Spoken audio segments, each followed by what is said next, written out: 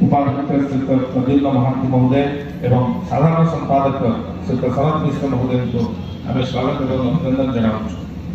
समस्त को अन्न वस्त्र छात्र छात्री मानू जो मैंने 77तम राजधानी प्रतिष्ठा दिवस अंश विशेष होती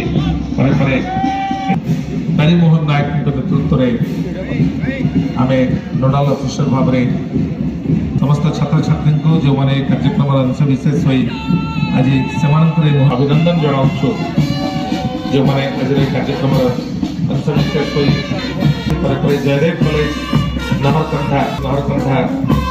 प्रदीप कुमार साहू के नेतृत्व में